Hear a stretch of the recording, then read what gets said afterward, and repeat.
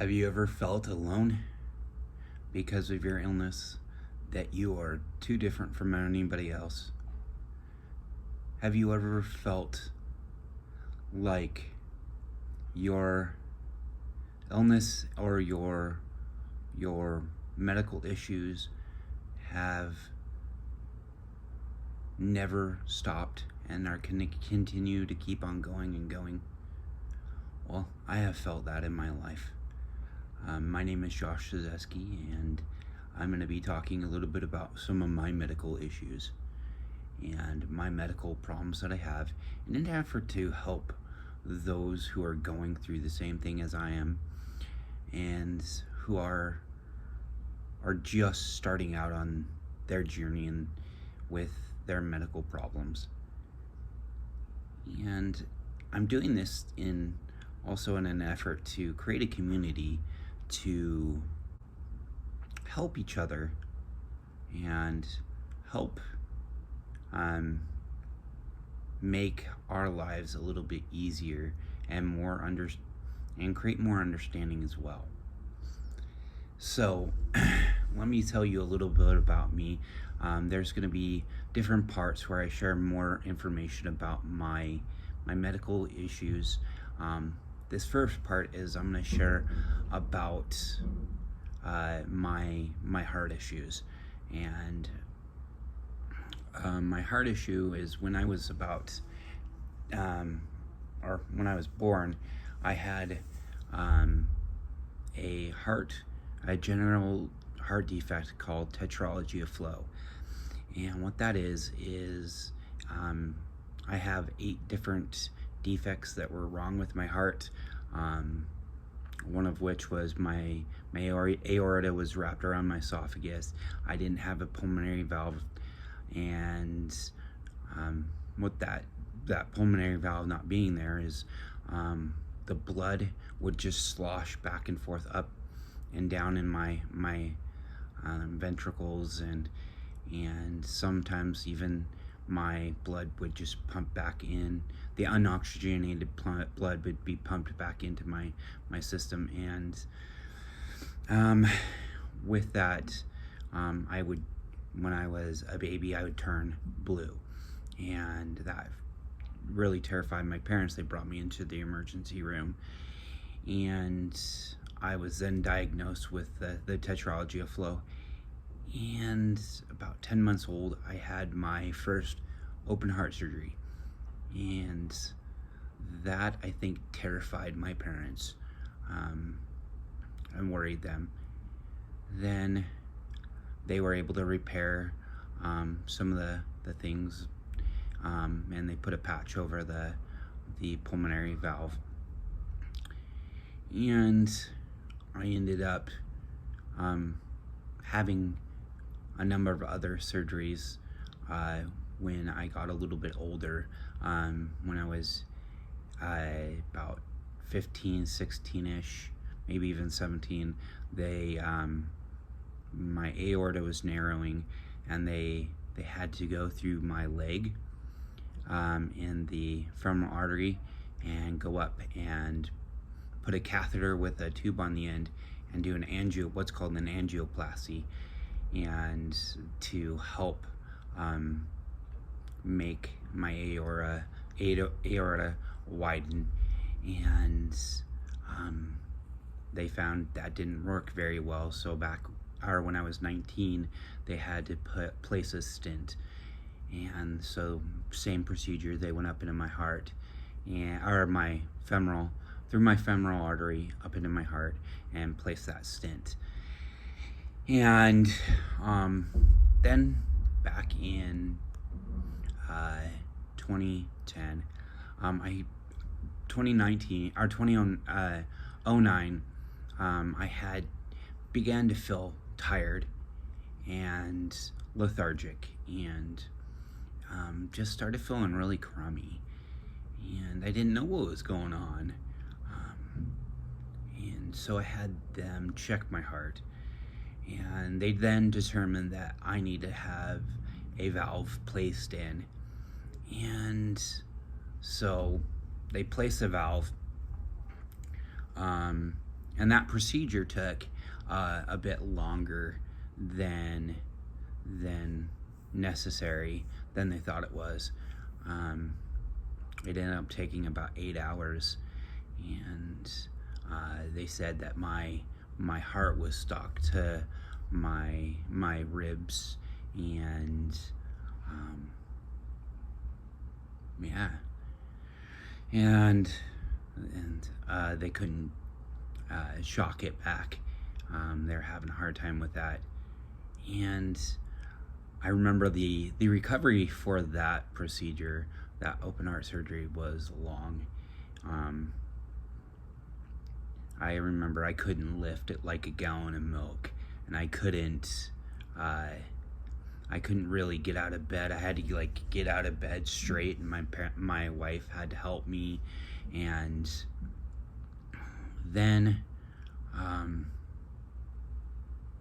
yeah, it just was a really long, and it was made even longer because I ended up having a massive blood clot in my leg that it extended from basically the bottom of the femoral artery all the way to about mid-calf, and it was just gigantic, and that was super terrifying, having that blood clot.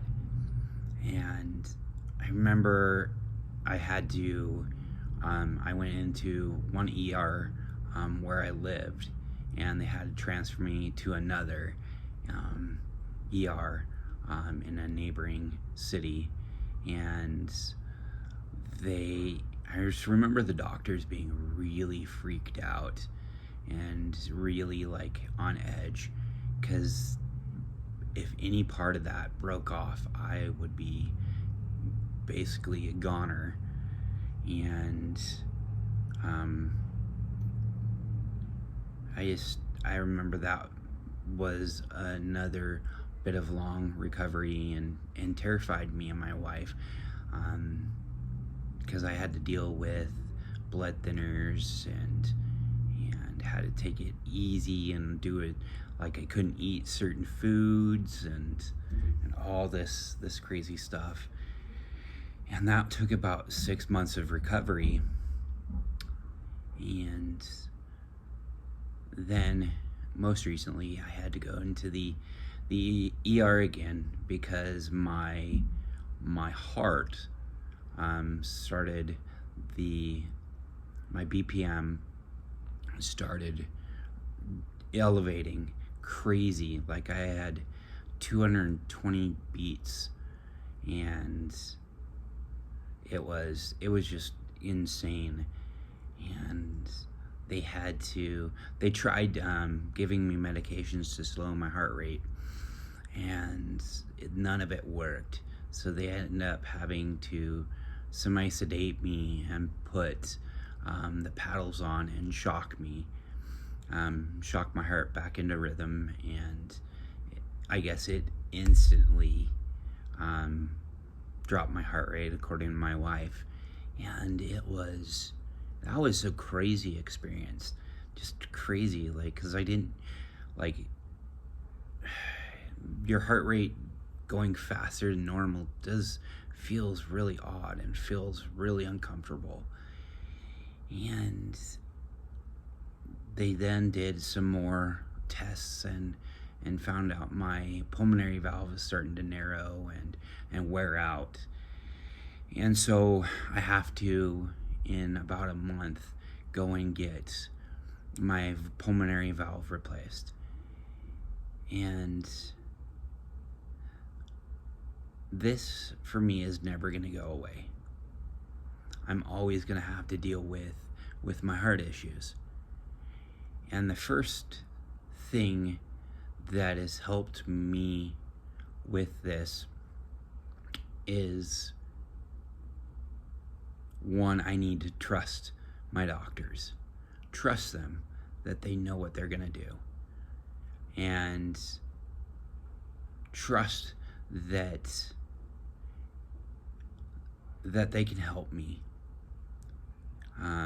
I know it's terrifying to trust others with your very life. And that's hard. but I've always been in good hands. And that is, putting my life in their hands has been something that I've had a hard time with. But doing so has saved my life.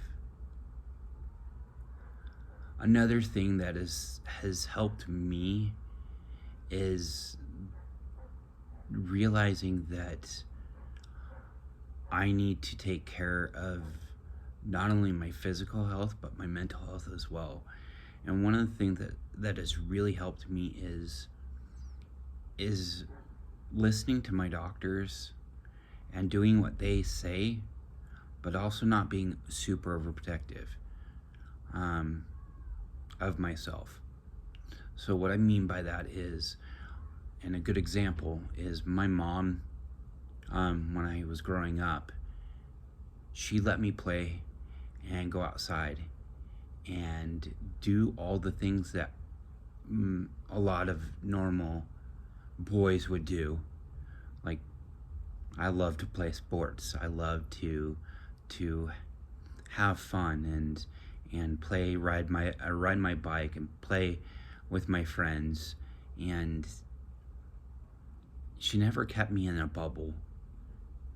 Never got overly worried about my medical issues. She did exactly what the doctors asked. And that was hard for me, having to do what those doctors asked. I remember I wanted to play certain sports and really couldn't, because my doctor said I couldn't play football, I couldn't do track, I couldn't do a lot of the other things that my brothers got to do. And I'm grateful for her not making me feel more different than I already felt, and letting me do things that a lot of other boys gotta do. And I feel like that helped me with my mental health and helped in my healing process. And that's one of the recommendations I give is if your child or yourself is going through medical issues or medical problems, follow your doctor's advice. Follow it, but don't overly stress about it. And that's going to take time, and it's going to take patience. And I know it's hard. I know it's hard to go through these medical issues, but you have people who are willing to help you. And if you have any advice to give for those that are suffering and would like to share your message, please leave a comment below. And also like and subscribe so that we can get this message of hope to help those out there. And have an amazing day.